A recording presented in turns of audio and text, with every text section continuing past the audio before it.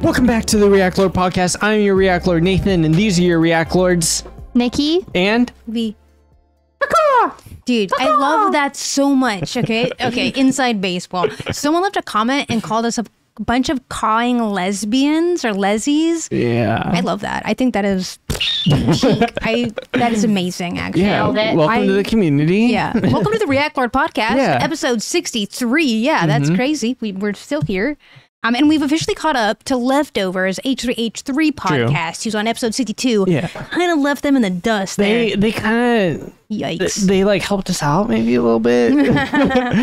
Letting us catch up. Thank you. They bring back Leftovers. I can't wait for that to come back. I did notice that, though, when I was editing our podcast this week. I was like, yo, Leftovers was on 62. We have 62. We're caught up. Yeah. Yep, we took a week off and we got behind and now we're caught up. And it feels good, man. Nice. Feels good. Nikki's looking a little different. Feels good, looks good. Am I Yeah. right? Look at that. Wow. Can I do some look at that. Look at that hair. It's not really doing it. Not really. Fine, Not I'll give you ideal. side profile. Wait. Nope. Still not doing it. It's still not. Honestly, we'll zoom in manually in post. But you do look at good. that. You look great. That. We love a good fluff. It's great. You just got it done today. Guys, I just went to the hairstylist this morning after not going for 6 months. Mm-hmm. I waited a little too long. But self-care is important. It is, I know. But I got it done, and it's kind of like a preview because I wanted that 70s sort of flip out, feathered hair, Farrah Fawcett sort of thing. Maybe we will put a picture of Farrah Fawcett when she has her hair flipped out. I wanted that vibe because I'm growing my hair out, but I still want to be able to style it this way. And she nailed it. Honestly, it's a little flat because it's been all beautiful. day. Yeah. But it feels good and it looks good. And it's for the 70s event, Name Your Price, that we're going to be going to. And I finally found my outfit, my dress. It's beautiful. It's a little mini dress. It's so cute with my platforms. And so we're just trying out my hair. I might do a little more exaggerated flip and maybe like a headband or something. Yeah. That'd be sick. I think I'm going to be rocking this just in my daily life. You don't think the headband might flatten it, though? Because it's so, like, it is very Farrah Fawcett meets Lori from, like, that 70s show, like, the blowout. You know what? You might be right. My hair might be a little too short on the top bit, these little bits, to put a headband. It might just look like I straightened my hair down. So maybe I'll just flip it a little more. On the topic of Name Your Price, I was thinking headband too. I want to maybe get like a little fade, maybe right before to like really pull in the outfit. I feel like we kind of flubbed Halloween. This is our time to get redemption. I think this is it, baby. We're gonna shine. We're gonna shine bright. Oh yeah, I can't wait. I have bell bottoms coming. They're gonna look so sick. It's gonna be so fun, dude. I think it'll all come together. And you know what? Maybe we didn't put as much effort into Halloween because we were like so amped for this show. Yeah, I like that excuse. I'm 30. You know, I'm just happy to be around at Halloween. You know? Dude, I'm just happy to walk and not be in excruciating pain every day. Yeah, you know, I'm gonna leave the costumes for the kids. You know. Yeah. Hey, speaking of kids, did you guys get any trick-or-treaters? We got no trick-or-treaters. Oh, we did get a couple people that took candy from our bowl, which was kind of nice because I set it out on the tree. I'm pretty sure it was this one neighbor that we have that has a kid. He's such a sweetie pie. But I think he went by a couple days and he just like picked something because, you know, his mom left it. Yeah. Hell yeah. Yeah. That's sick, though. I think adults probably took some too because there was quite a bit missing. So Good. Adults deserve candy. Oh yeah. Did you see a lot of trick-or-treaters in your neighborhood? No, by the time I got home, I kind of stayed inside, and then I live with like pretty much all adults, so no one came around my place. Nice. It's kind of hard to. You didn't have to buy candy. Yeah, it was because you know, I don't think I have the money for other people. so That's right. You didn't want to get tricked, so luckily you didn't have to buy treats. Exactly. Well, you know what? And that's like it. That just reminds me of what I've been saying is a lot of people bought like really nice candy because they were like either they moved into a neighborhood where they thought they would have kids. 2023, we're back. But you know, nobody went out. They said they got like maybe 5 trick-or-treaters. Some people bought full-size candy bars and they got maybe 7. Like this guy said he had the most crazy mix. He had nerds and gummy worms and he had this whole beautiful mix of candy. Said he got none. And it's a thing. And apparently he was going through and he was in the comments. It says that there was a bunch of trunk or treats. There's a bunch of people not going in their local neighborhoods. And so a lot of houses were missed.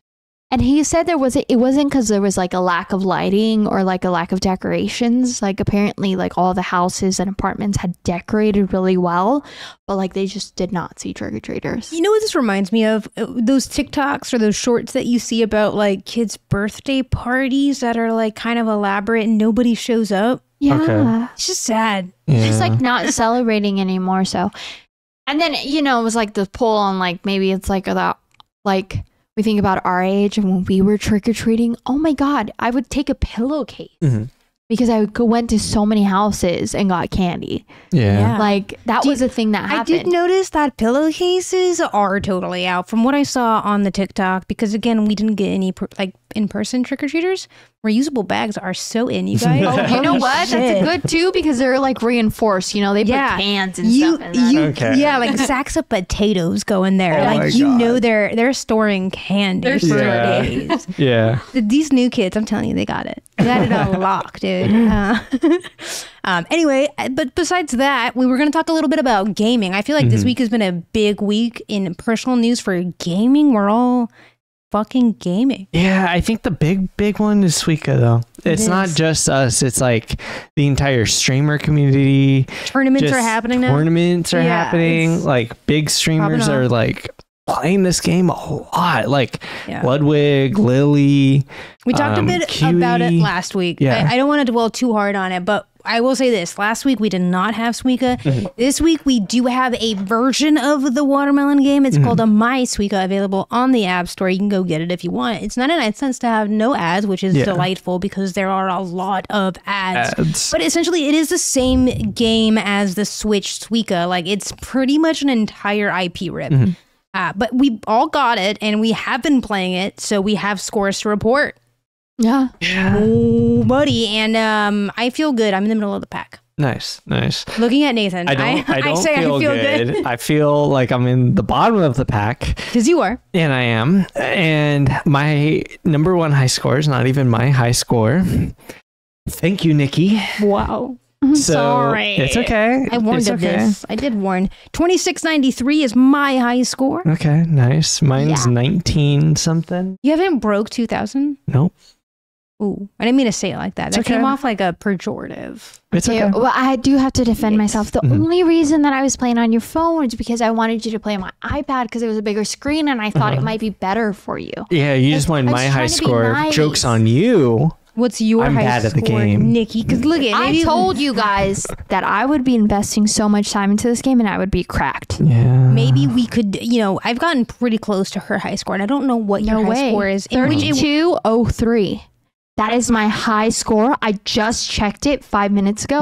Listen, my high score before was 29. That's correct. That's correct. Okay. Well, I do think it is obtainable. It's obtainable for me. Maybe I think I'm gonna come at you and I'm gonna do it on your iPad for revenge for Nathan. Thank you. No way. Listen, you'll have to stare on my high score. My next goal is 3,300 and then 3,500, and I will get there. Are we gonna get 3,500 first? No way. Yeah. I'm somehow. I find myself like rooting for Nikki, but simultaneously rooting against her. You know what I mean? Like, I don't mean to be that person. It's friendly and it's fun. It's friendly, it's fun, it's normal, it's beautiful, it's natural. It is. Stop it. Listen, awesome. I fixated on it so hard that I neglected my other 2 games. My farm game, trashed. It's trashed. I went 3 days of Suika. Completely didn't even play my other games. Okay. I missed events, I missed deals, I missed my points. My freaking nothing was making anything. I have no metal, no wheat, no nothing. Yo, can we talk about the mobile game industry having just a total stronghold on like half of the population? I mean, I know. It's I need so relaxing. I think that's fantastic. I mean, everyone has their game, right? Yeah. Everyone does have their game. Suika has been fun. You know our scores. You know who is great here. I have one point before we move away because from Suika. Yeah. No. Tell me your point. You made an Austin-like joke, and I do want to say I am very much looking forward to meeting Austin at the Name Your Price. I got it right? Yeah, you did. Name Your Price. I keep saying name that price or name this price. No, you called it Price is Right for the first season. You called it Price is Right. I just kept it would be that. On the television. You're like, dude, the Price is Right is so funny. And I'm like, bro, it's not called that. Not the one. It was so good. Not called that. I knew the name without knowing the name. Yeah. But the point being is I'm very excited to meet Austin, and I found out we have a Q&A at the show. Potentially. And I thought really hard about my question, and I know my question. Okay, don't save it. I think we should do a follow-up. I think we should do a standalone Name Your Price wrap-up video or something. I think totally. But we could set it up and then knock it down. Come on, I want to tell you guys so bad. I thought it was so good. After the pod. But you guys are gonna have to tune in, and I have mine too. I do. Okay. I have mine too. Okay. Well, goddamn it, I've been keeping it from you. So what? Yeah, this is a late gratification on a different scale. Yeah, absolutely. And there's even more behind the story as well that we might be able to tell at a later time. Fair. Let's pack this. Let's put it on the back burner. We'll come back. It's great. It's good stuff. So games though. While we're on the topic of gaming, okay. You've been playing a game. I've been playing a game. I was going to ask you about your game, but I will talk about mine. I have one game that I've been playing, and it is called a Spider-Man. It should be called Spider-Men because there are two Spider-Man. And you know what? It should be just called play as multiple, spoiler alert, multiple people because it is fun, dude. I'm having fun. Spoiler alert, spoiler alert, spoiler alert. You get to play as so many different people. Oh, yeah. And the storyline of the plot itself is so robust. It's expansive, and I'm getting lost in it, dude. I'm having so much fun. I got I think 10 main missions left. Yeah. I'm so excited to play later. I already know we're playing, right? We're going to be playing after this podcast because I'm not editing this bitch tonight. Honestly, the MJ missions were low-key kind of fun. MJ's cracks. Yeah. I really like stealth missions, and I feel like MJ was kind of pigeonholed into the stealth missions. With her taser. With the taser. Spoiler alert, by the way. But it turns into a spider gun. Yeah. And so does MJ. It's so fun. Spoiler alert. I mean, I don't know. Dude, the whole thing was crazy. It made me scream. Whoa. Oh my God. Wow, dude. Wow. Yeah. Wow. Yeah. I do know someone who's completed the game, and they've spoken very highly on it. They're really sad. But the replayability, I think, is, not right away. But again, it was really cool, and I think a fun game. So yeah. I've been playing it. It's not over yet. Hey, there's a lot left, man. There's so many side missions, and I think we could stop crime forever. I think we could. Yeah, it's really big. Yeah. But what's not big is Nathan's game that he's been playing. It's a Warhammer 40K. It is. Okay. Can I admit something about this? Actually, Warhammer 40K. I couldn't tell you if it's a board game, if it's an Xbox game, if it's a web browser. I don't know anything about it, but apparently there's physical things you paint that are related to it. So could you explain for complete normies that have no idea what Warhammer 40K is?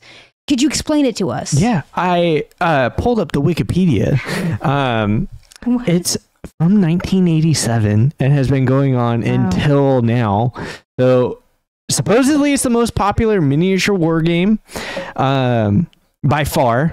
Okay. And what's a miniature war game? It's just little miniatures. You got turn-based. How does this work?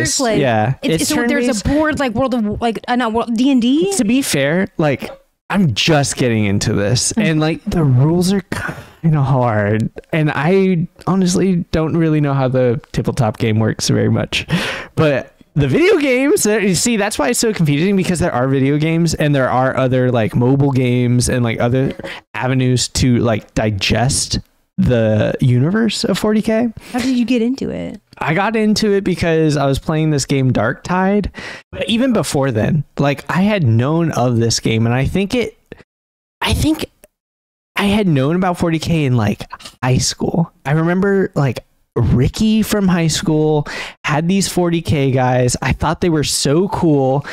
And I that was all I knew because freaking Ricky.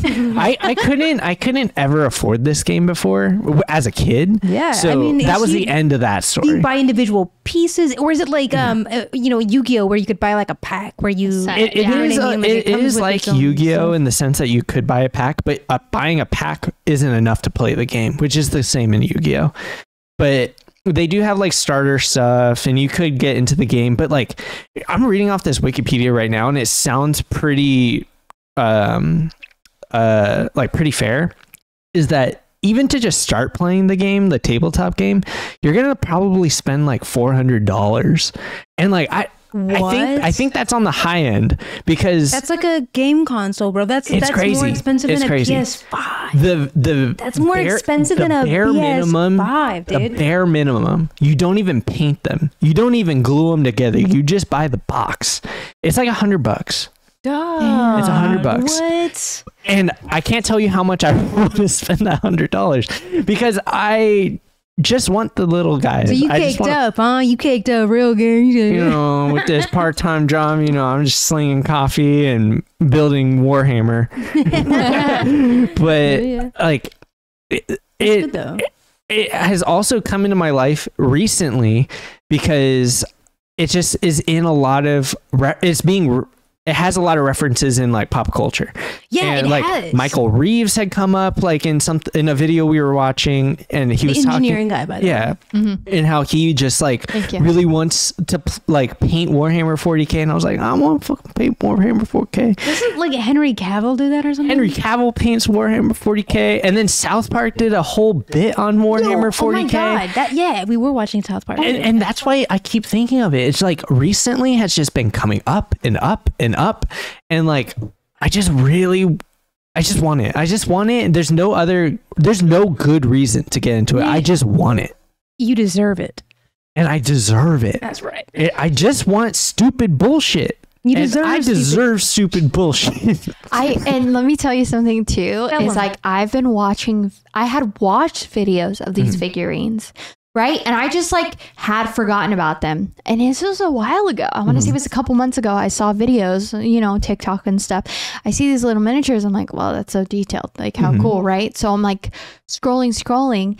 And now I'm realizing I didn't even know it was related to what you were talking about until you started saying miniatures that you paint. And I'm like, I didn't even know this even existed, but I've seen it. I've seen videos of it, of the figurines. And so I'm like, it's an expansive world that has niches, it seems like. So you could be like an expert maybe at the tabletop game. Yeah, maybe totally. you could be like, you know, the best at the video game. Or maybe you're like really into the builds of the physicals, right? Well, that's how I got it. Is I'm pretty sure like I do a lot of craft videos and that's how it popped up. It probably did because the craft videos and like Legos and like miniatures, I think they all get bumped into the same thing as like hobby. Yeah. Side note, do you guys know what my first Lego was that I built in its entirety? What was the Friends set? It was the Friends set. It's actually beautiful. Hold on, keep them entertained. Yeah. I just want to say rest in peace, Matthew Perry. I recently found out that you voiced a character in Fallout New Vegas, and mad respect. I loved that game. I love that you love Fallout 3, and gamer, respect gamer. Fucking sick, beautiful dude. Thing. It actually looks super complicated though. It's the coffee shop, y'all. Yeah, it's Central Perk. The reason I say it looks complicated is because there are a lot of angles. Like usually Lego's like hard lines, perpendicular lines and stuff. So like hard angles, or sorry, like curved angles and stuff, it looks... Because there's like the little tables, the mic stands, all of that stuff. It was all, it's pretty cute. And even the lights, like the recording lights and stuff, they're like curved and you can move them. They're so cool. It's super sick. Anyway, that we were talking about that last week too. So bring it full circle. Cute. I wanted to bring that up. I forgot. 40K reminds me a lot of Legos, but like with extra difficulty. Yeah. And there's like strategy. There's not a lot of Legos is more meditative. Yeah. It's more meditative. I think so.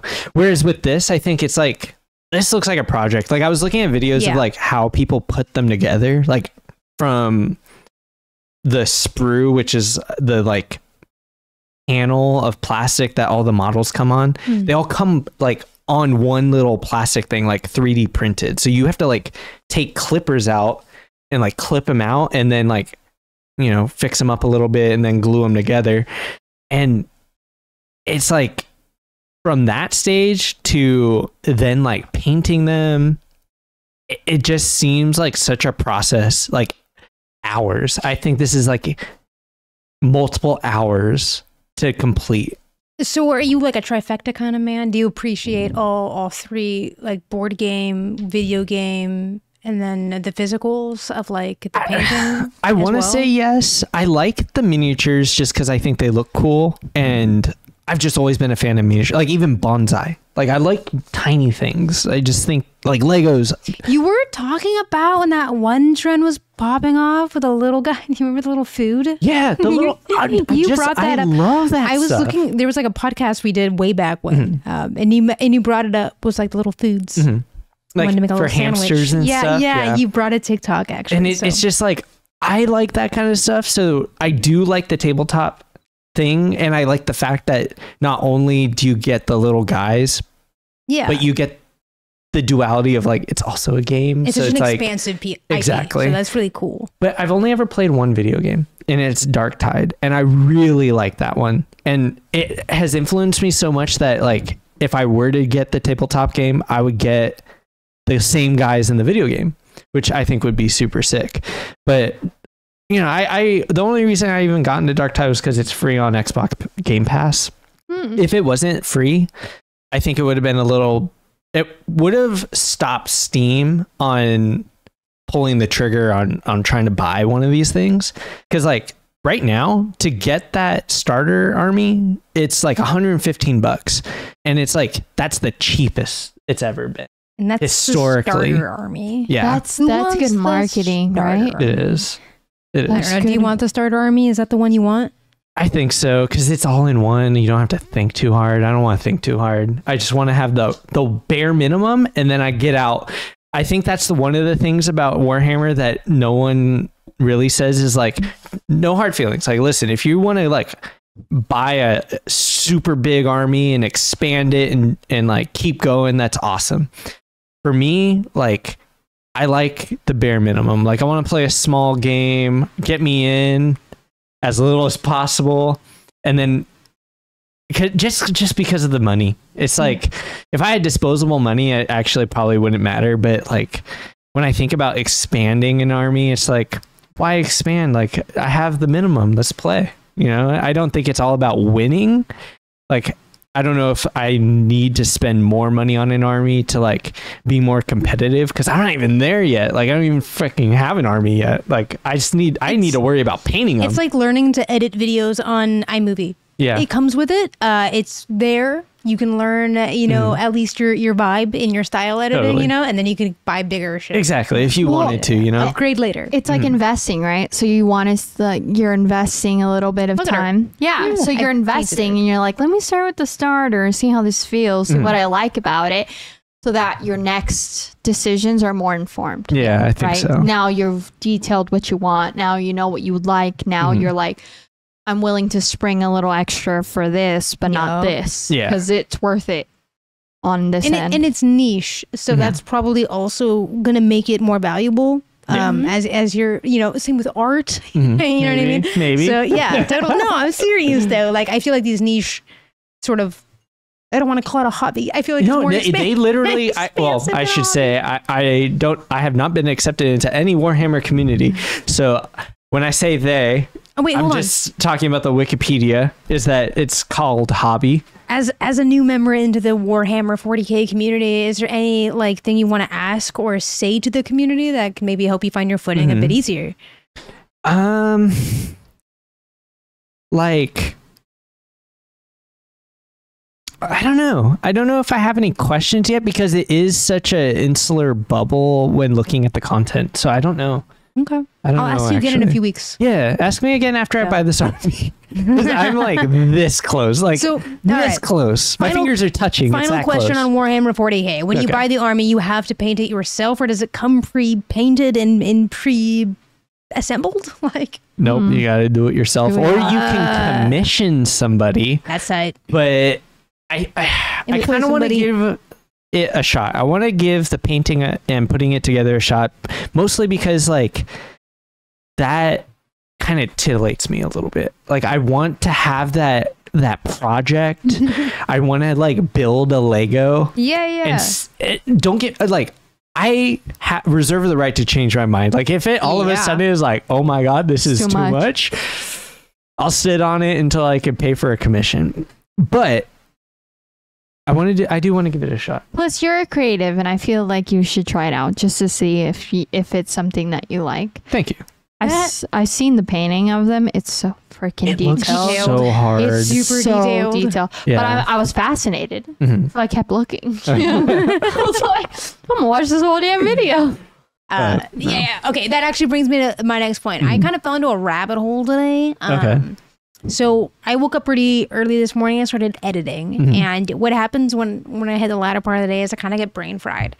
But I didn't have many things that I wanted to turn to watch today because, again, like a lot of the streamers I watched, either they weren't live or they were just kind of in the middle of like Israel. So I was like, I don't want to do that. What did I do? I went to Amazon Prime and I started a new TV show, you guys, and it's called Gen V. Okay. And let me tell you, it is a spinoff of The Boys, to which I've seen all 3 seasons. So it kind of like, you know, I'm testing the waters. Yeah. I don't know if I want to get invested into a new IP, but it so far, let me tell you the premise. It is about a superhero. Like, you know The Boys. You guys have at least been around. I am very familiar with the clips. If anything, I know the entire show from clips only. Because again, I've watched it. I know you've seen it at least in passing as I've watched it. You know, you got clips. So the spinoff is like college, right? So think like, you know, what's the other shitty college shows I watched? That meets The Boys, right? Okay. Literally every other shitty college show I've watched meets The Boys. It's like this just like a bunch of college kids that are superheroes. But the main lady's like superpower is that like she can manipulate her blood. And she finds this out during her first menstrual cycle. Okay. And how does she find this out, you might ask? Well, when she starts bleeding for her first time, her blood kills her parents. What? It's a trip, dude. And I'm on episode 2, so I don't even have spoilers to give yet. But to say that I am compelled and enthralled is an understatement. Okay. I think it's a really interesting show. And I remember Hassan Piker saying, I didn't like it, which I think he's wrong. Okay. I was going to say, Gen V is a good TV show thus far. I could be terribly wrong. I'm on episode 2. You're giving it a shot, though. I am. I think it's worth giving a shot because that first episode was crazy. Yeah. A lot of info. Here's my opinion on it is I can't watch the show. And it's because I know it's going to have college, you know what I mean? No, it's not even about that. It's about the gore. And it's about so much gore. Oh my God, there's so much gore. It's the gore. A lot of self-harm, trigger warning, a lot of self-harm. It's the gore and the setting put together. Because for some reason, when the setting looks familiar and it's high gore, it makes me very anxious and I can't watch it. But if the setting is less relatable, maybe. Less relatable. Opposite. Totally and like away from you, right? My example would be The Walking Dead. Like if it's like, this is the end of the world just happened. Right. There's no people alive. It's all zombies, and the zombies are already very putrid looking. For some reason, my brain is like, we're locked in. Let's go. Yeah. But when the setting is too familiar or too like modern day, it makes me scared. Every review I've seen of Gen V has been negative. So that's why when I was like, am I going to watch this right now? The only reason I clicked into it is because it used The Boys logo on the thumbnail and it was like made by, The Boys. So I was like, oh, well, that's awesome. Let me give this a go. I don't know why people are knocking it so hard. I think it's been fun. Okay. I think it has to do with what Nate's saying is when it's too on the nose or too relatable, it kind of just gives us a sort of existential dread maybe that we feel, and we're like, oh no, this is too close to me, my life, what I'm doing. Like, I can't watch this now. right? But on the flip side of that, some people are like, oh, this is so cool because it's so modern, so relatable, so in the know. Yeah. And if you're in the know and you like that, then you might be into it. But I feel like sometimes it just gives those feelings of like, I don't want to think about this. I don't want that to be negative. Like, I do understand why people like the show. No. The major arcing theme. Have you seen the show? No. Okay, Gen V. The major arcing theme, at least in the first 2 episodes, is pretty much being a sellout. Okay. You know what I mean? It's like college kids essentially like killing each other to become number 1. Oh shit. So it's like dog eat dog in like a literal sense, and just kind of like taking advantage of any opportunity that's presented to you, which is like relatable for a lot of people that are like doing work. That work, right? So yeah totally. Yeah, it's intense. I don't know. But I was really hesitant going into it, and I've seen a lot of criticism of it. But you're been liking good. it. I am liking it. I'm gonna watch episode 3. I think that over time, because it's a new show, right? It's brand new. Yeah, I think over time maybe we'll see something different. Like maybe the people who are fans of it just haven't tuned in yet. Because there were so many fans of The Boys. Like so many people enjoyed The Boys. Yeah. So I feel like maybe the reviews are too soon. It's too early to tell. This is also me not having seen the show yet. Yeah. And some of the reviews, that while they didn't provide spoilers, they did question what it means for season 4. I don't know what that means yet. So I am looking forward to seeing how those episodes do bleed in. It seems like kind of like Grey's Anatomy, like a universe, or like a Chicago Fire, 911 universe, how they have crossover. So that it could be fun. Well, I don't know. I think that I think that's the norm, is like if you see a show do well, and this is also something that I think we should adopt more, because it's closer and closer to just original IP, is like, instead of hashing out the same exact story, just make a different story in the same universe. Spin-off. Yeah, more spin-offs and less like bleeding a story dry. Yeah. I have a hot take about this, actually. Okay. So you heard, obviously, we don't really cover politics on this podcast at all, but we did talk a little bit about like AI, right? And how like it's affecting Hollywood and both actors. I think that's the one topic we're consistent about. Yeah. And what recently has happened is the Writers Guild has absolved like issues with multiple studios. So a lot of the writers and the WGA at least have resolved. I don't know about the actors. I don't think the actors have resolved it yet, but I am wondering, now that it's been resolved, maybe that these writers will be able to leverage AI in some way to like reinvent some of these universes that we do love. Yeah. We love these universes. It's great that they exist, and it's great that we want to build on them. But you're right, like this regurgitation thing that's happening, this sort of like retelling, or these precursors, fucking worse. Yeah. I just want them to die slowly, and I'd love to like move forward into these universes, and maybe AI can help, so, envision that, and so we're not just retelling shit over and over again. Yeah. I think one universe that should die. Oh no, hot take coming in. Star Wars. I think it should die. Just end it now. The comment Here's section. the caveat. Oh no. Spin-offs. Mandalorian? You like The Mandalorian? I haven't seen any of The Mandalorian, but I know it has a dedicated fan base. And I think that is a good example. It's a good example. Mandalorian's great. Stop doing Skywalker stuff. Just stop. I think all of the last trilogy. So the last 3 films is what I was trying to say. Just garbage. How do you feel about Luke Skywalker and the beating to death of the Star Wars franchise, honey? I just like, I am tired of them not bridging the gap between the previous work to the new work, and this goes for like most things that are like redone or like spin-offs and stuff, is they're not doing that bridge where it's like you're not appealing. For example, and this is how I feel about like our age, right? Because we're old enough to remember stuff that's like from the generation before us, but we're young enough to understand what's going on with the new. they're kind of just flubbing that. They're just like cutting it off and starting off with a new generation. And it's like, whoa, you're missing this whole gap of people that can relate to both. How do you connect the two? Okay. And I think it would make the body of work for anything better. I have a question then, just to pose. So do we, I'm not a big fan of the prequel. I don't like how they sort of take the mystique away from it. And that's someone who like studied English. Like, I think a precursor being like, I don't know. I like the mystery of it, right? Okay. Hold on. Let me get to my question though, because I really want to toss this over to you guys. Okay. When we're talking about these like remakes, for example, Mermaid, and I don't think any of you have seen it though, right? Okay, I'm trying to think of something. Maybe there's the 5 seconds we almost started it and then we didn't. So, so you know what this makes me think of is Scream. The newer Screams. Yeah.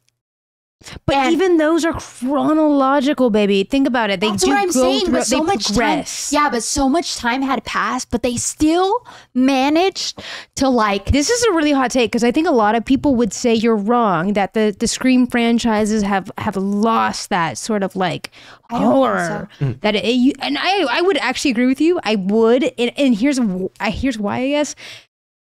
They do progress through time, and I don't feel like it doubles back. Maybe there was one that was a precursor, but I can't remember it. And maybe if it exists, sorry, I don't know. But for the most part, it's always like it's going forward. You know what I mean? When they have that throwback to like, Courtney Cox's character, for example, it's always like, oh, she was the writer 20 years ago. She comes back. Same thing with the Halloween franchise. Yeah. They do a really good. Well, there was that third one or second one that was the kind of prequel. I just don't like the prequels. You're taking away the mystery.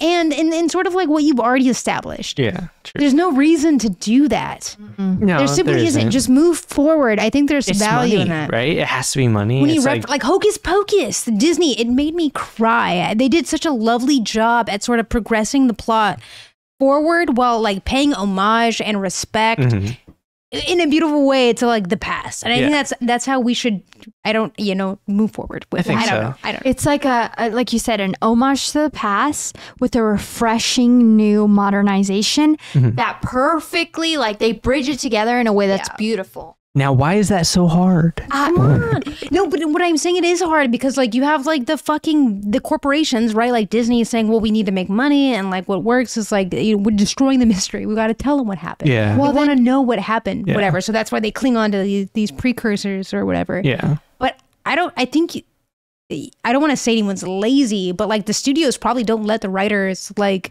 go into these places that they're not confident in because they know they want the precursor. Like, well, what happened before this? Like, how did we get here? They know that an audience is there for that. True. But it's harder to say like, well, I have this idea for a story that happens in the future based on these past events. It's like, well, I don't know if that'll be successful. Okay. Right. That's fair. But then it's like, it's like you gotta like gamble a little bit with it. You do. I think like, so.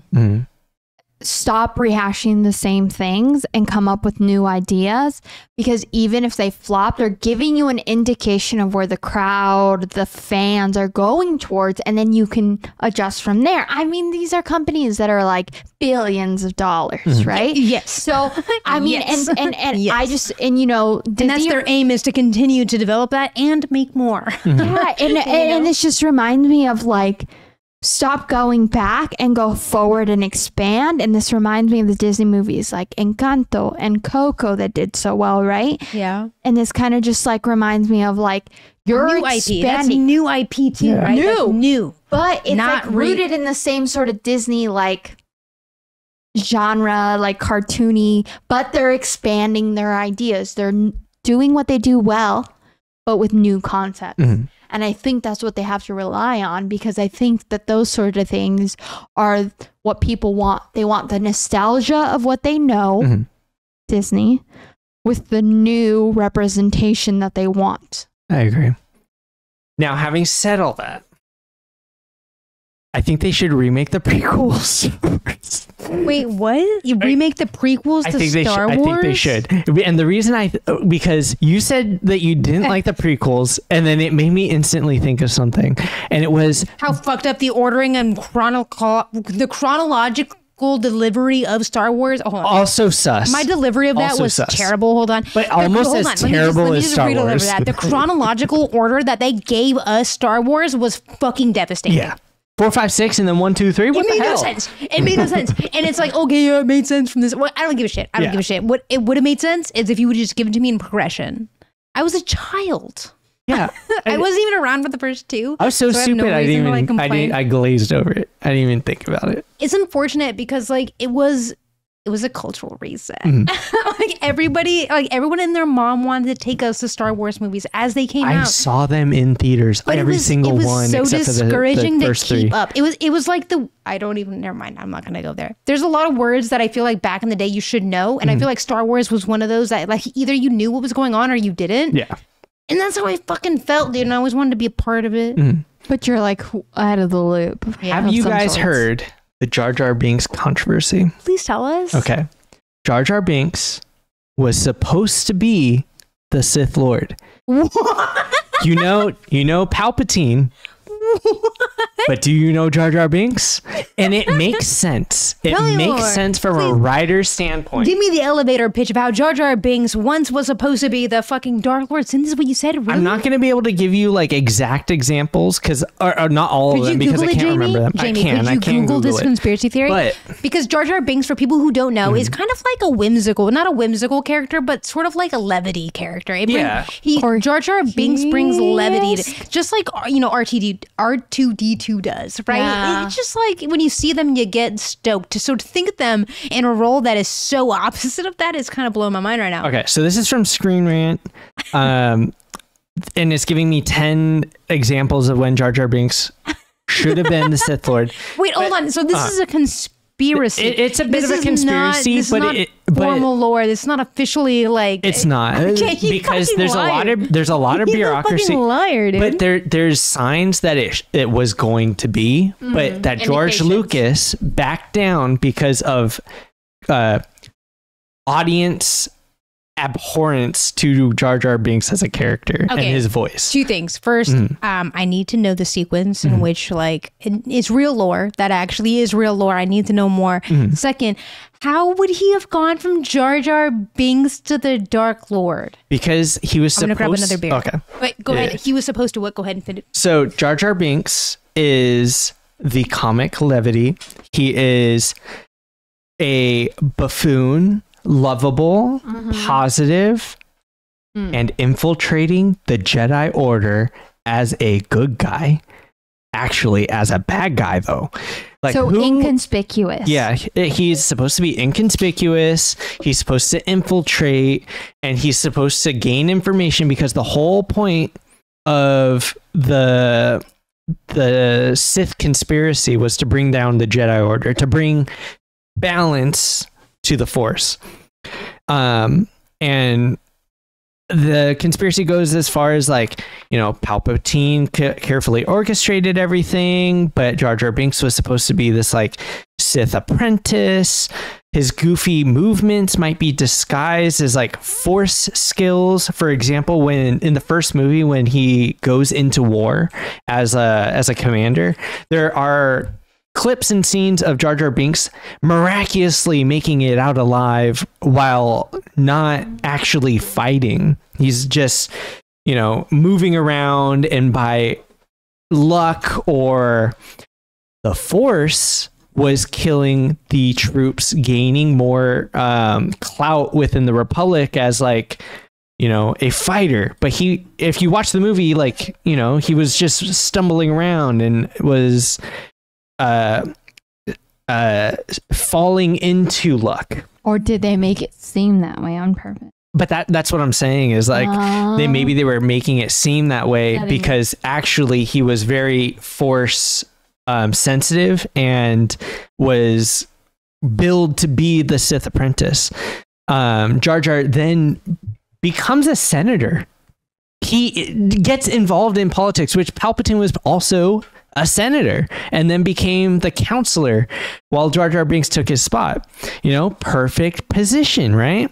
He also is the guy as a senator who gives Palpatine the absolute powers as a chancellor to do Order 66, to become the dictator and supreme lord of Coruscant. So the question is, why was he cucked? Why was he sidelined in this whole ordeal? Was it really just because of how Jar Jar Binks fucking looked? I think it goes back to what we were saying. Disney wanted, not Disney, but Film Arts or whatever the fucking company was that George Lucas started, wanted more money. And so, those board of directors were like, hey, audiences do not like Jar Jar Binks. That's what you gotta saying, nix though. him. These companies need to not be in control of any creative decisions that happen in studios, because they have all these fucking weird notions of like what's going to work. And honestly, they're not always wrong.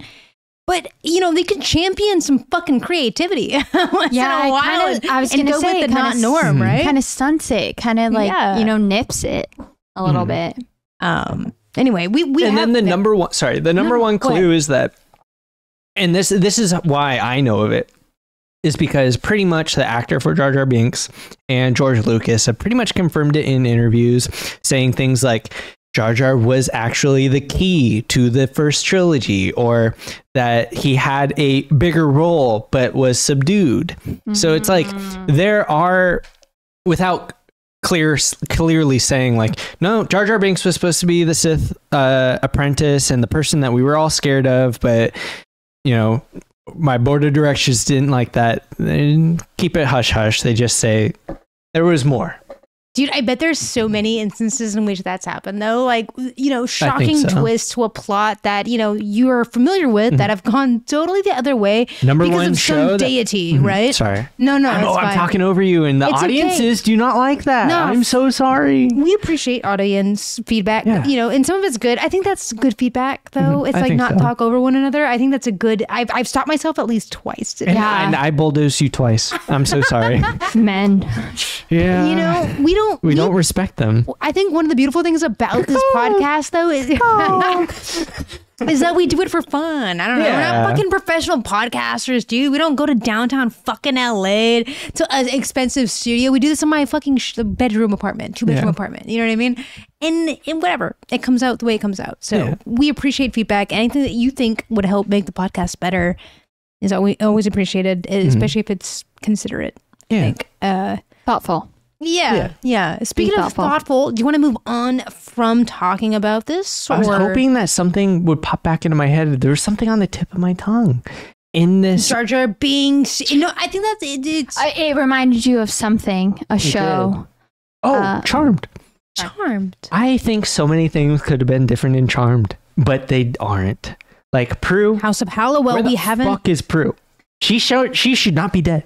Listen, I think that was not, from what I heard, it was not only creative differences, it was like twofold. Not only did Shannon Doherty think she needed to be paid more than the other actresses, it was like Alyssa Milano and Shannon like butted heads. Oh. So there was like tension on set, which made like a hostile work environment because she was on 9010210 or whatever, 90210, which was like a really big fucking show. So Shannon did come in with more clout. Got it. So, you know, going in with that, you know, maybe there is what the tabloids said at the time, right? That it was Shannon and Alyssa that couldn't get along, and they've since made amends.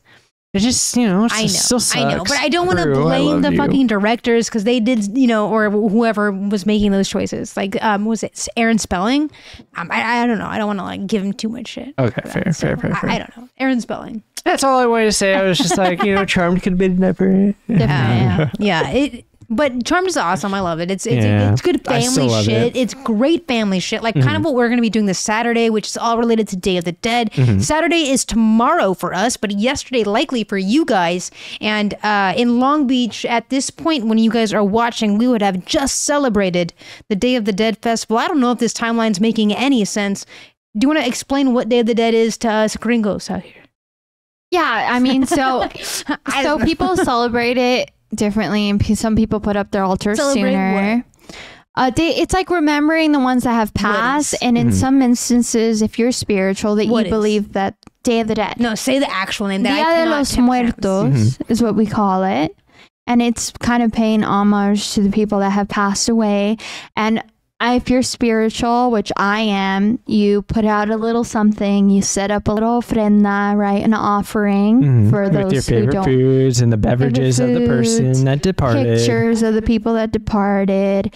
You can even, at times we've invited friends to bring over their loved one's pictures to be a part of our table so that we can eat some good food, spend some time thinking about the good memories that we shared with these people. And then, some people believe that they visit you, or, it's a time where the veil is thinner. And I have heard that one. That's Coco, right? Yeah. So the veil is thinner and they come visit you, which I totally believe in. But I also think that like on the daily, right, you remember these people. They've impacted your life. Twilight, the in-between, back to Charmed. Well, and so I was telling Nathan, I was walking the other day. When was it?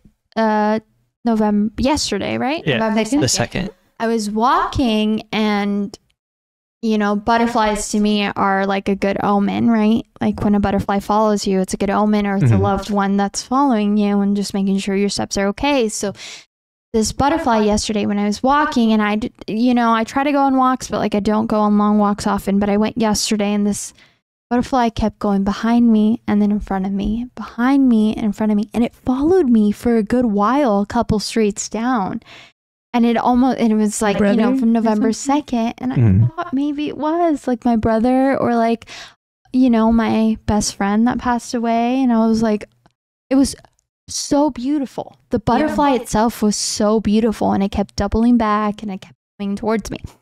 Anyway, so that's like kind of like the celebration that we do. And I think it's really important to like honor those things, because I think that there's not enough about like remembering people. Like it's a sad thing to lose somebody, but it's also like a beautiful thing to know that you're always like incorporating them in your life and like, the good memories and stuff. So that being said, we set up our ofrenda table, we eat some beautiful food. And we did that already, right? We had panes de pollo, which was super yummy. And it was very like nostalgic for me. And we're going to a parade tomorrow, right? And so we're going to celebrate and we're going to dress up in our bests, right? I have a beautiful dress that's embroidered with sunflowers, which is my favorite. And I'll probably paint my face and we'll play homage to it. Hell yeah. And it'll be super fun. Yeah. And it'll be super fun to see everybody, because I think that like death in general for a lot of people is such a somber thing. And it's so nice for me to think about like a celebration of life and the remembrance of death and what you've lost, and kind of like the upside and the joy of it, the joy of like remembering those that you loved. Yeah. I also like the idea of like having a dedicated couple of days of thinking about mortality. You're weird.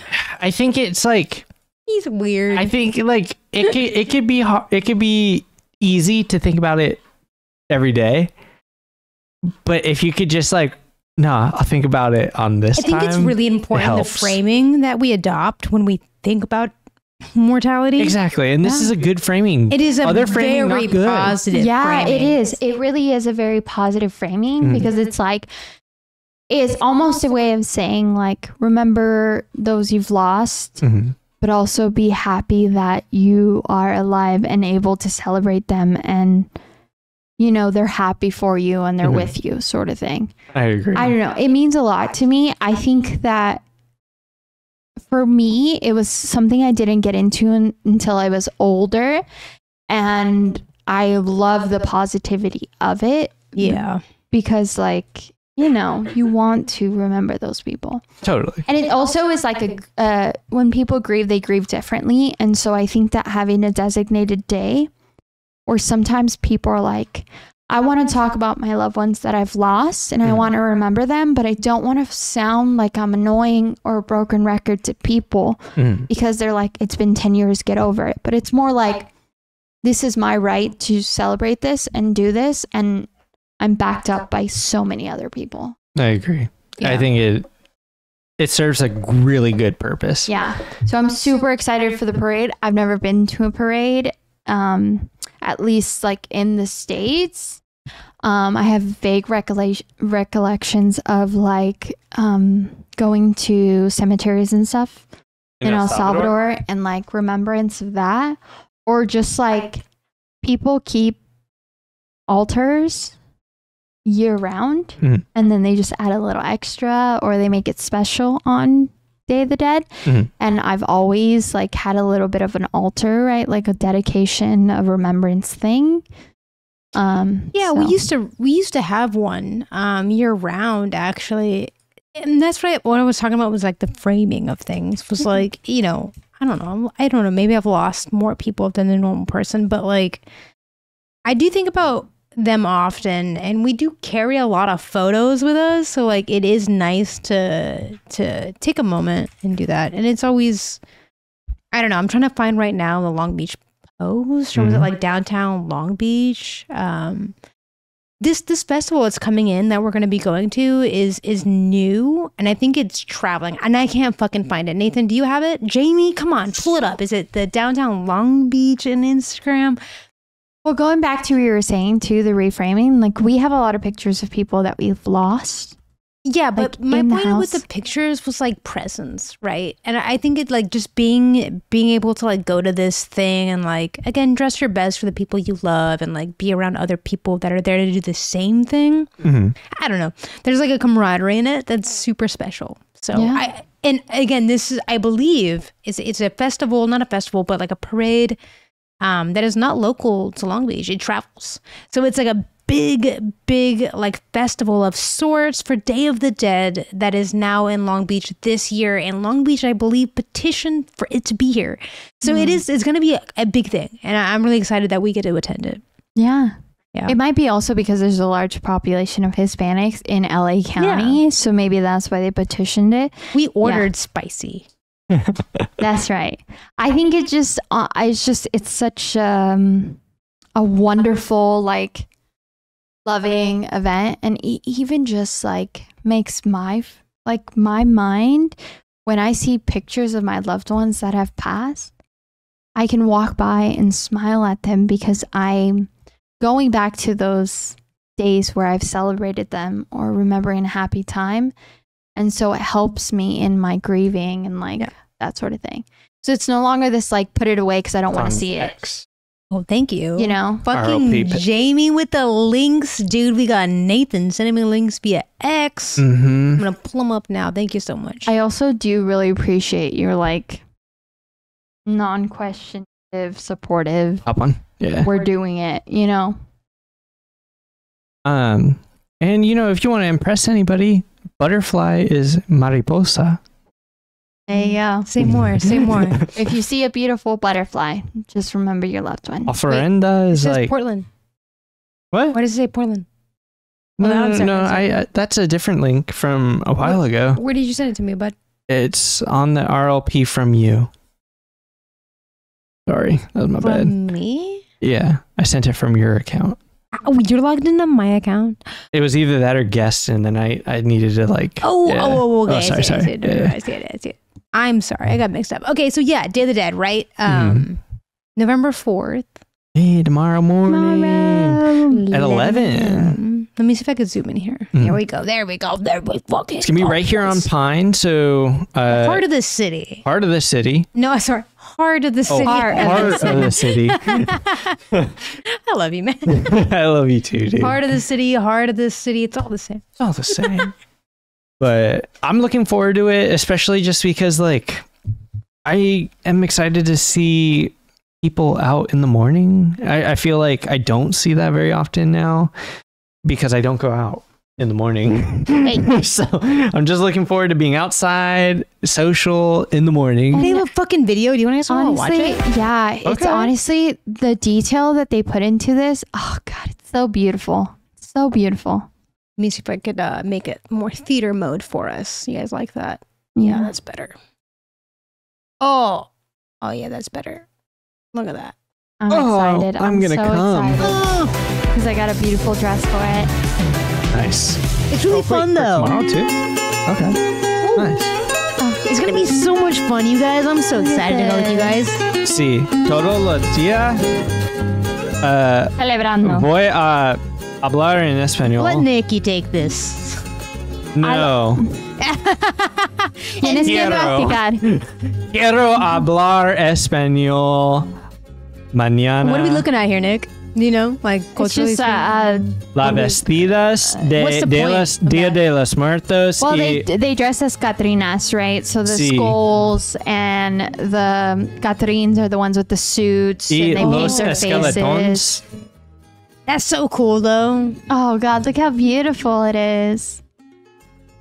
And you know what it is, too? It's the pairing of vibrant colors with the black and white of the skull. It's just so beautiful. It's honestly so pretty. Makes me so happy to be Hispanic. Yeah, so cool. Do you guys want to vlog it? Maybe? I'm so down. It's gonna be a lot of fun. Look at, he's a Catherine. Very cool, dude. And we'll be there. So if this podcast will obviously come out after the fact. But if you saw us there, you saw us there. I don't know.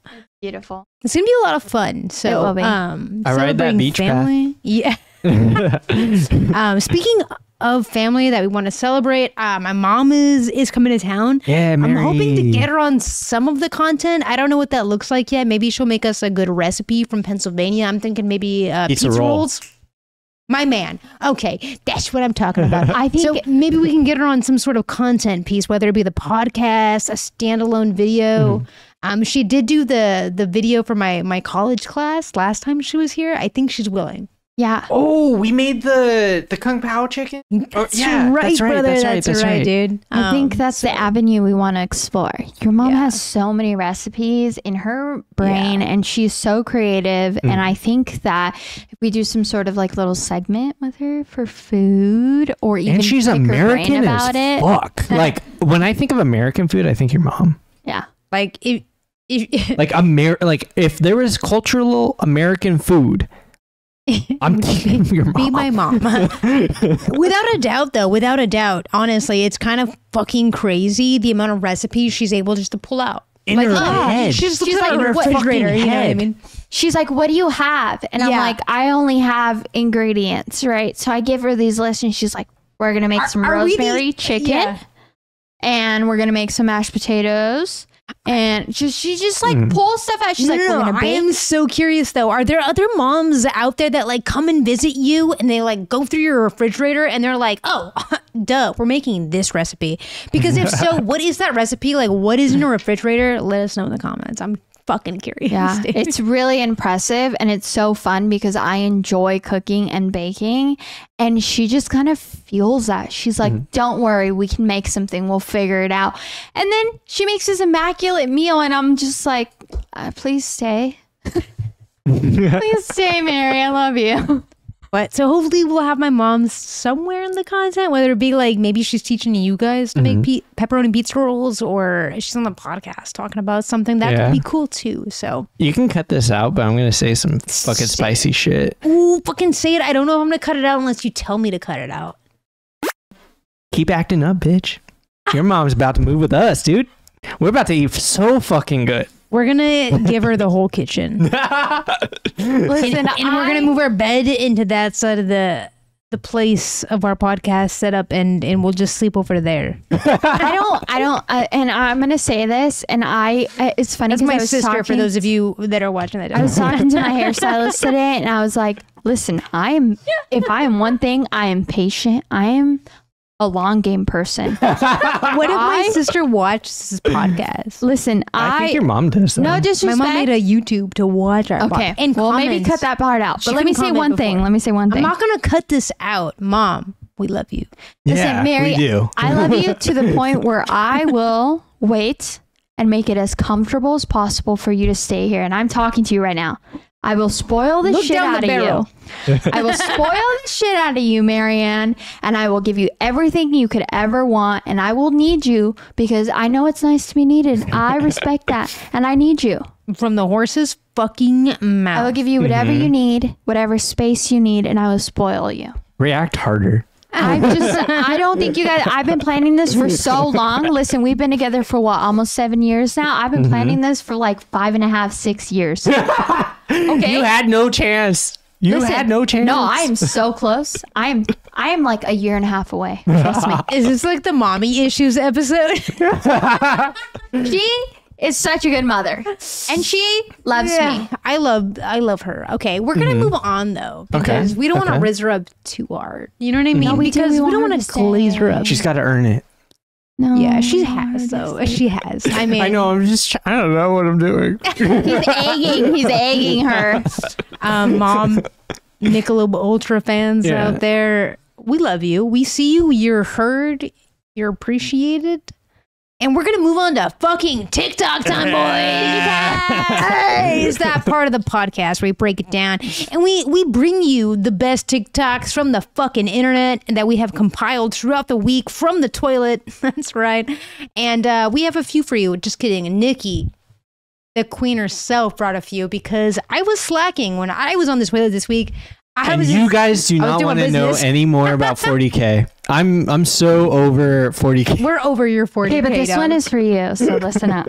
Okay, so Nikki has curated this TikTok time, so please, grab your popcorn or whatever the fuck you do before TikTok time and buckle the fucking I saw this one and I thought, Nathan, the beginning part doesn't make sense, but the second part, just watch. Let me turn up the desktop audio so we get this nice and captured here. I just have one question. What's your question? Where are all the mixed kids with Asian dads and white moms? Oh, this is totally for you, Nate. Julian. I have a white mom and a Filipino dad, and I feel like this is my moment to shine. I've literally talked about this before because I feel like all Asian people have white dads and Asian moms. Yeah, there's it's always. Few of us. Hold on, is this the first time I'm hearing the word Asian? Is it? Okay. I think this is the first time I'm hearing. I'm assuming it's white and Asian. Yeah. I think is this. But the normally fucking it's first a time I'm white hearing dad Asian? and an Asian mom. Oh, that's a libertarian fucking dream. Uh-huh. Right? Uh-huh. But so when I saw this and he was like, I have an Asian dad and a white mom, I was like, I know somebody who has an Asian dad. I'm so sorry. I didn't mean to pause. We're almost done with the video. And I also feel like we all kind of look alike. Like we all look super Hispanic. Just me? Or... Bro! Come on, right? You look more Hispanic. I'm sorry. Listen. All I know how to do is exclude. That was what I was taught. I'm going to exclude. I'm just kidding. But I told you this before. For a white person. I saw this and I was like, oh my God. I was telling Nathan, right? He looks just like my cousins who are full Hispanic. Hola, primo. ¿Cómo estás? So I like exactly like them. So I didn't even question. I was like, nah, he's Hispanic in my brain. I think this guy and I could probably be related. I need to be careful in this conversation, but I will say that like you look Asian. Yeah. I feel like that's a safe thing to say, right? That's not friend. how double exclusion works. How double exclusion works is if everyone outside of one ethnicity sees you as one ethnicity, that's the ethnicity that they see you as. And then the other ethnicity that's in question, everyone who subscribes to that ethnicity does not think you're that ethnicity. Right. So are you Mexican or Asian? I'm none. I'm mixed. He's a halfer. That's it's a bad term, you guys. This is something I've been called for a long time. You're asking the real question. It's like we're mixed enough to where people are like, That's the wait. Hold on. Here's the kicker. I'm the minority on this podcast. Yeah. That's kind of fun, isn't it? It makes us different. It is. Think about it. How many podcasts can people name aside from Jarvis's podcast, which is the only podcast I can think of that has like any people of color on it? I thought you were going to say that has any lesbians. That is, again, double bonus. We're all lesbians here. Listen. But, you know what I mean, though. Yeah. I subscribe to some of what he's saying. Like, We'll go back to that. It is kind of cool. Like, there are mixed kids and there really doesn't get acknowledged enough. And I think it's mostly because, like, and this is where I think I'm excluding by just even making the comment, even though I'm not trying to exclude, is that the TikTok we saw was of a white and Asian. So you get a Filipino dad. Yeah, Filipino dad, white mom. But if that's how you're subscribing, that makes you 50% Filipino, 50% white, right? And then you're going to pick one. Yeah. You're going to pick one. No, it's true. Whereas like for me, I'm Mexican, Korean, and Is that Joe white. Biden? Yeah, it's Joe Biden. But so it's like, I do The fuck?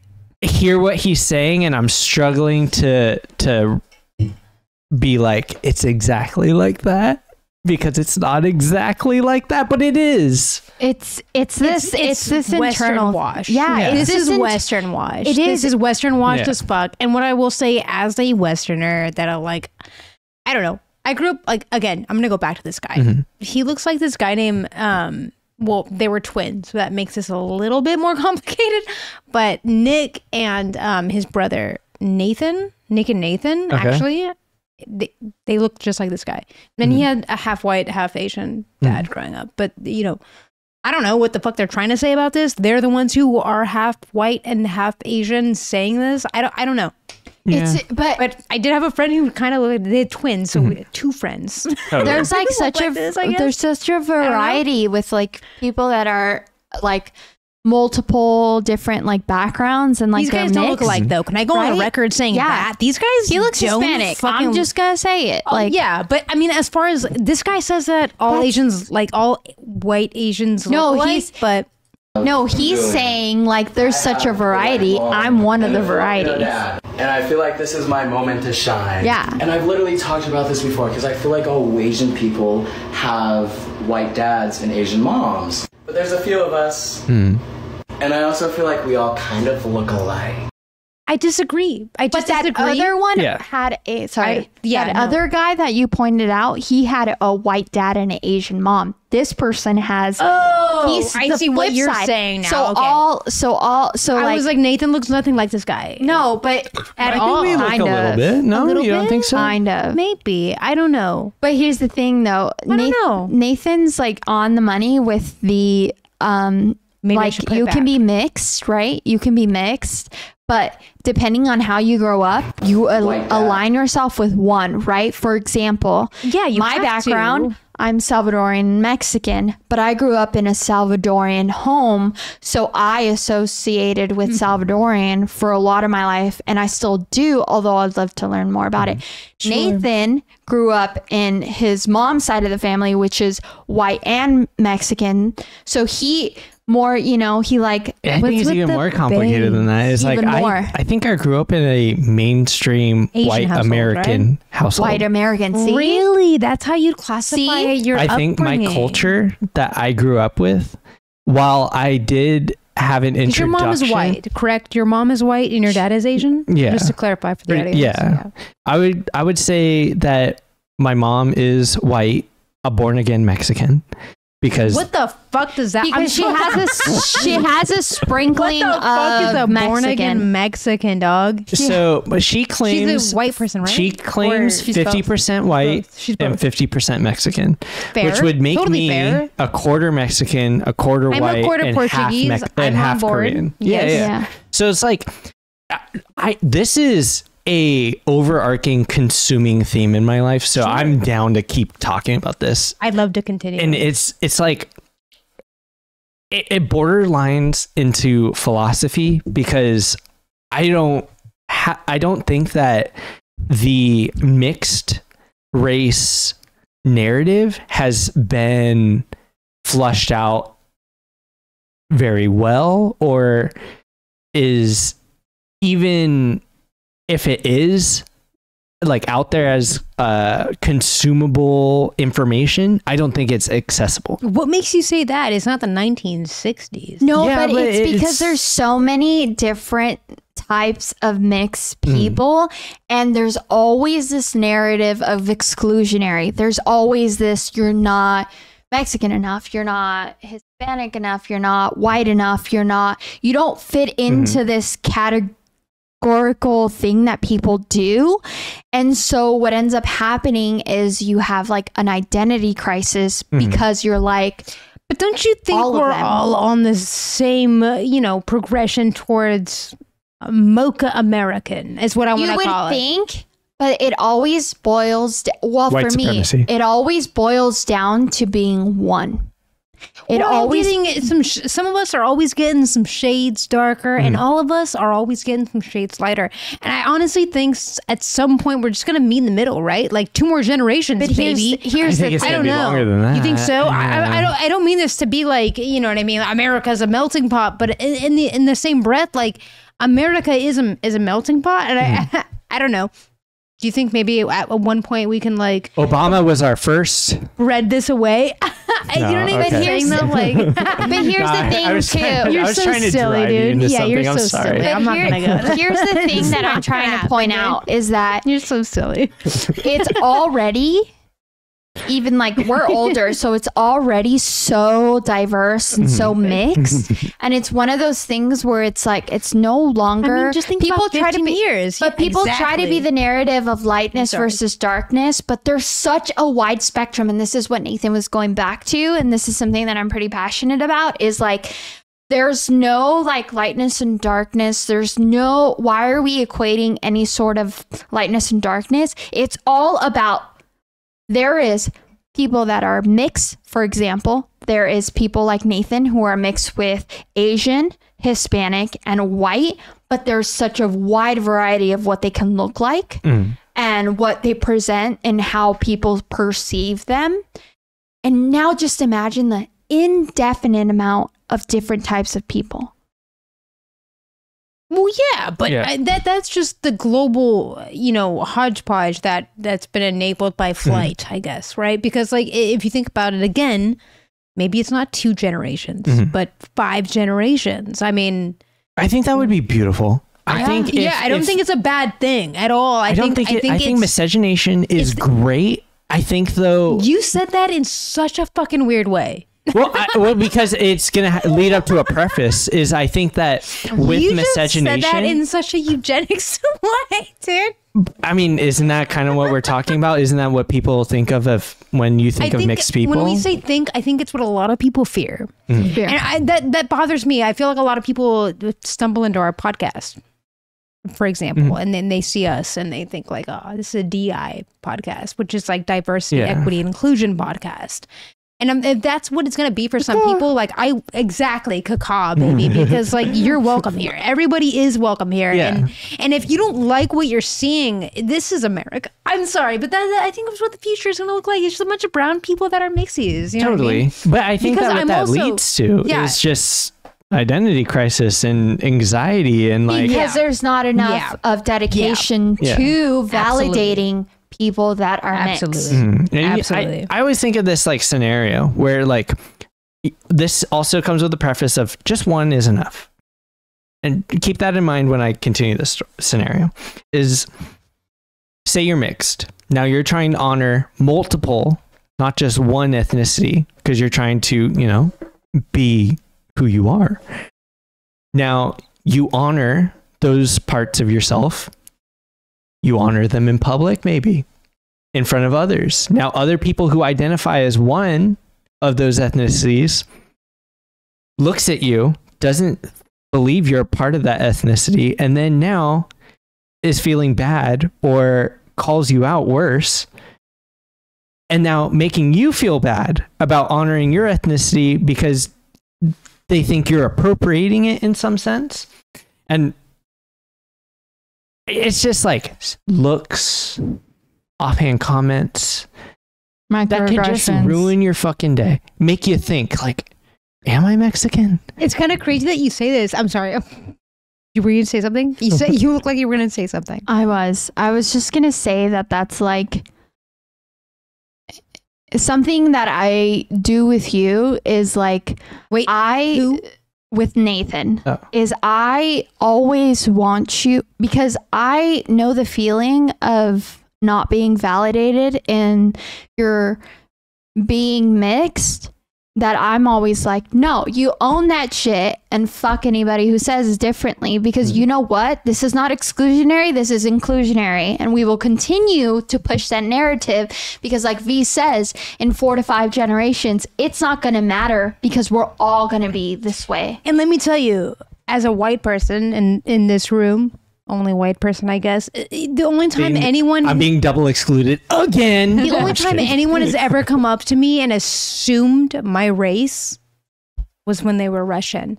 They came up to me and started speaking Russian. So I'm just saying, like, I've never had that assumption pushed upon me. I don't. At any point has anyone been like Asian? You know what I mean? Like, well, no one, okay, but I actually like that you brought that up, because I think if we, as a society, and I say society lightly because I mean humanity. Yeah, is that there are vast differences even within white ethnicities. So like you could. I'm German, Danish, Dutch, and Portuguese. Exactly. Like, yeah. No one asked me if I'm Danish, Dutch, or Portuguese though. But the polls are that like when you're white, you get washed into just being white. You know what I mean? You know, I'm white. Though? You don't know if I'm German. You don't know if I'm fucking Swedish. You don't know if I'm anything. You just know what? I'm white. Yeah.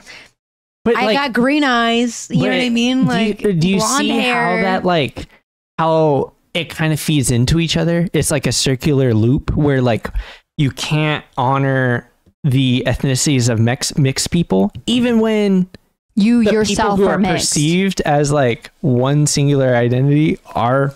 But then you have this like undercurrent of like, I don't know, I guess what conservative call wokeism. Yeah. Like liberals call diversity, equity, and inclusion, you know, sort of things like caca. No. But for sure, like you do see that. And I appreciate that push. We're a part of that push. You're probably a part of that push. And if you're not, you're in our fucking comments right now saying, ew. Yeah. So and if I could leave anything for like, if you're a kid here, you're not supposed to be watching this. But if you are, you could choose. You don't have to like pigeonhole. Yeah, you don't have to pick one. You don't have to pigeonhole yourself. You honor yourself the way you see yourself. Yeah, honestly, if there's it's just stay hard. You know? Yeah, no. Honestly, if there's an offshoot of any like children like in like their teenage years or whatever that are like figuring themselves out, like, yeah, dude, tune in. Yeah. We'll keep covering shit and we'll keep talking. And if you feel like represented, keep coming by. Yeah. Yeah. For sure. Validate. Honestly, validate yourself. Because you know what? Beyond unapologetically who you are, and take pride in that. And if others will ridicule, that's okay, because you're paving the way, or you are maybe different than other people, and that's okay. I feel strongly about it. I'm mixed and I love it, and I want to represent all of it. I want to say that you two dug your fucking teeth into that TikTok. I mean, I'm just gonna say, if YouTube tries to fucking come at us with any of that reused content bull fucking shit, that was transformative fucking content. Thank you. No, you guys fucking brought yours. And I appreciate that. All right. Let's continue. This is for you. So I brought TikToks for everybody. You know what I'm saying? I got a mix. Diversity, equity, inclusion, caca. I'm just saying. This is. Let's go. This is me and you. Let's go. This is you, Liz. All right. Okay, this is you, and I'm the wife. Rockies are beating the Dodgers 7-3. Sorry. Whoa! What? Captions would be helpful. You fucking TikTok. Don't take us away from the TikTok. Would be helpful. Currently, the Colorado Rockies are beating the Los Angeles Dodgers 7-3. I don't do sports. No. She guessed it before Alexa did. That's the point. Continue. Alexa, what's the temperature outside? 85 right now, but it's gonna be a high of 96. Hot. Right now, there's a temperature of 85 degrees. Today, you can expect a high of 96 degrees. Yeah, I mean, you just look outside. The sun's either bright or it's not. It's called brujeria. I'm just saying, it's like those questions where it's like, I know this answer. I will give it to you. Just look outside. It's like it's cloudy or it's not. It's either 65 or 75. It's either or. But with a high and a low. No, there's no either. Alexa, what do I preheat the oven to for potatoes? 400. 25. 425. They're wrong. Okay. For oven-baked potatoes, preheat the oven to 400 degrees Fahrenheit. Thank you. You're right. But she's just like, why doesn't she just ask her wife? You know what I'm saying? You complete me. Because you guys bought an Alexa. Technically, my work bought us an Alexa. Alexa, what's 1,123 divided by 3? 641. Okay, that one I believe it. Yes. I believed it less. Oh. But Right. your wife is always doing division. 23 divided by 3. Bitch, she said it was a calculator and then fucking struggles. No way. You asked me something? Sometimes. Okay, this. You can ask ChatGPT in natural language. Yo, I do Okay. not want to be here later when you get, I don't even want to say it. No, it's like they're like, quick, do this math, and I'm like, okay, and they give me math, and then they're like, oh, forget it, I'll do it, and then I give it to them, and it's correct, and I'm like, fucking doubt me, doubt me again. 641. Doubters in chat? Duh. What's the score of the Rockies game? Guys, I have breaking news. Breaking news. Breaking news. What? Guys, I have to pee. We're Oh. officially pausing the broadcast. We will be right back after this pee break. Well, if that wasn't the Haven't even biggest bought it yet. pee of my life, let me tell you, You feel made good though. it made a ruckus. Like it was like reverberating. You probably held it for too long. We're back. We're back. We're back, baby. We are Next. back. Oh, we're gonna go back right into the TikToks. This is what we're doing. Right into the Wait, that- tag. The little arrow here was like gray, and usually what that means is like we're at the end of our TikToks, but No. not for Nikki because Nikki's brought an entire compilation. What a cute dog. Nate, look. Whatever your name is, look at the screen. It's a skating dog. So happy. What is it? Did someone just like fucking give it a push before they started No, recording? they're pulling it with a string. Oh my god, you're totally right. There's a fucking string right here. He's like having the time of his life. He's like, this is a mini car ride. You're so observant, Nate. It makes me want a golden retriever so bad. You have been talking about a golden retriever for want so one. long. I want one so day. bad. I'm One day. so sold. Like it could be a mixed golden retriever. I just want that. Even a baby. I want that. I want it to look so happy. I can make a dog happy. I promise.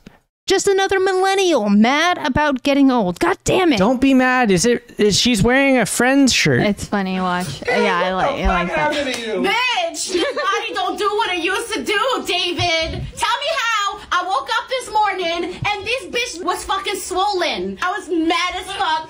This shit hurting. Okay, but pause it real quick. Talking about you should just do your. This is for all the moments where we wake up and we like have no fucking idea how it happened, but we have an ache and pain. Yeah. And we're like, God damn it, how the hell did I fuck up my shoulder? What did I do? I just slept wrong. I was gonna say this happens just sleeping wrong. No, I just slept wrong. Listen to you motherfucking 21-year-olds out there watching these motherfucking shorts because I see you on our analytics. I know Don't you're get out old. there. If you can avoid it, start a startup now. I don't know. Do whatever you can. Start Figure Warhammer it out. 40K now. No, y'all don't listen to that. You need to stretch. You need to exercise. You need to move. Even though you feel like you're unstoppable and you're impenetrable, trust me, you're going to wake up one day. No. And it's going to I'm not hurt. impenetrable. So This she- asshole's She wide open. said she I'm woke kidding. up and her knees. Your morning stretches and morning stretches don't fucking work, Jonathan. You're talking about just do a nice little stretch and these won't buckle anymore. Wait, can we hypothesize just for a second? Where does this lady work? Do we know where she works? No, I want to say like performance or theater or Yeah. something. Yes, the fuck they will. You know what's a myth? I used to think this was a myth when people are like, oh my god, the weather's bad. My knees are gonna start hurting. Yo, I know this. I know this. It was foggy the other morning, and I swore to God, my knees hurt. Yeah. Bro, my knees hurt. It's a thing. Hold on. I was just saying, oh my God, my skin's so dry. My sinuses are all messed up. That's 29. That's the shift in weather. It's getting colder. My That's 29, baby. Back. I thought it was a myth. It's not a myth. Okay, Yeah. what are those people? Okay, It's 29. Now that the weather's turned, these shoes are freaking. 29. These are every time I hear things like this, I feel so fortunate. Like I do need to like. Because you barely hurt yet, right? You barely hurt. It's like once a week. It's like but then it goes away by noon. Yeah, right. It's not even that. It's like I just have one specific problem. That's it. That's all I've had so far.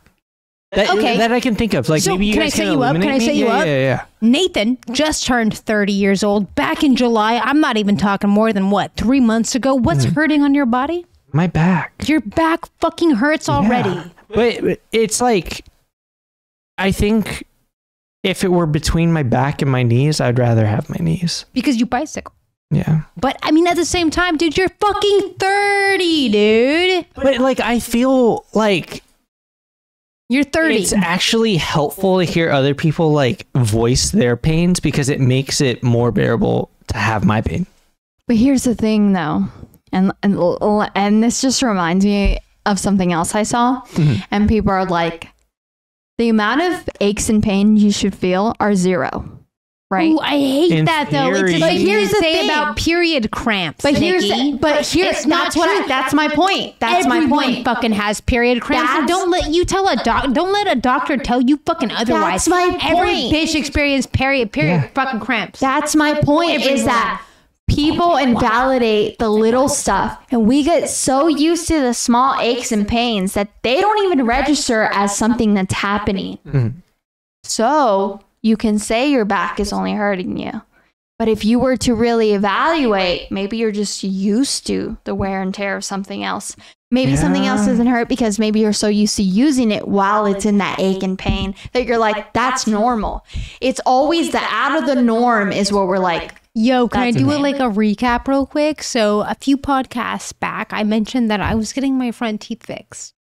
And I was telling Nikki that, like, since getting them fixed, like, I've had to adapt as a human just to how I eat shit because, like, it's not sensitive, but, like, I'm aware of it. You know what I mean? And I feel like that's kind of like the thing, though, right? Humans fucking adapt real fucking quick. Yeah. And we just do. Like, for example, I was explaining, like, when I pick up a glass, you don't think about fucking picking up a glass. If you just pick up the glass, you know, you need to drink water, you fucking drink the water. You know what I mean? You need a fork, you get the fork.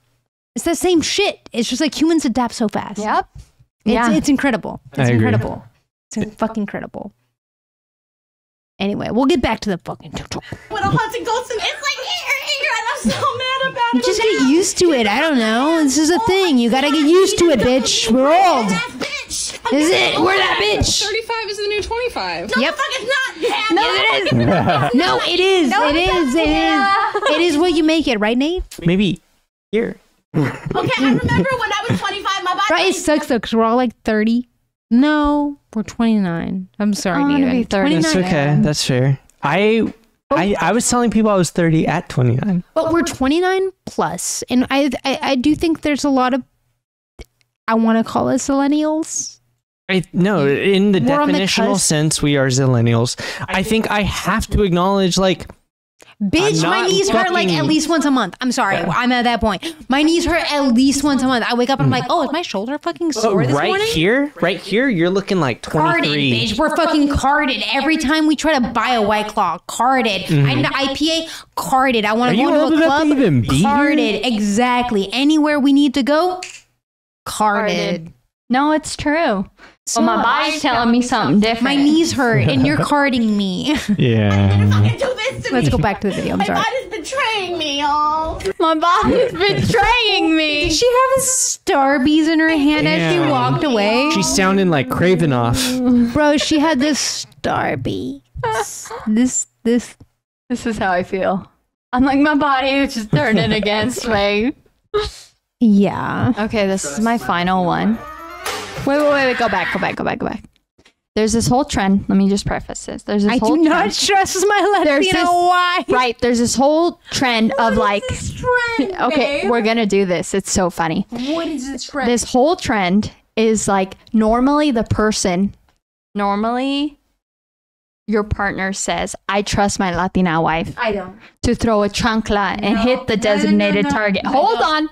And he says, I do not trust my Latina wife. So what does she do? Pay attention to her facial expression. She is like, I'm going to show you. We're going to go ahead and set this up. Latina wife is in the back. We're going to try this. I feel like he's setting himself up for failure. Video. My Latino wife. He's like, fuck around and find out. Ninja!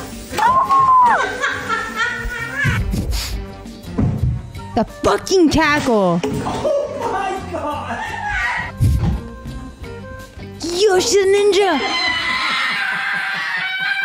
It's the chancla game. I'm telling you, every Latina wants to do this and knows she can't. And when you tell her she My can't, hair's kind of tall. I have tall hair. I'm just telling you, I can do this. We should You do a might video. see it go. F-f-f. Yeah, but it might miss your head. It will.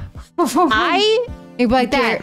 I want this video so All right, bad. tune into our TikTok to see that final end outcome. I guess I don't know. We'll maybe do something about that. We've been posting a lot on our TikTok, accidentally, intentionally, whatever. It's up there. We have a TikTok. I don't know if you know that. We have a Twitter too. If you didn't know, We're on pretty much every platform except for Rumble. we don't really post. But we out here on fucking YouTube, so thank you so much for tuning in to episode 60 fucking 3 of the Reactlord Podcast. I am your Reactlord V. And I'm Nathan. I'm Nikki. And we're the fuck out of here. It was so good hanging out with you this Sunday. Bye. Long live communism.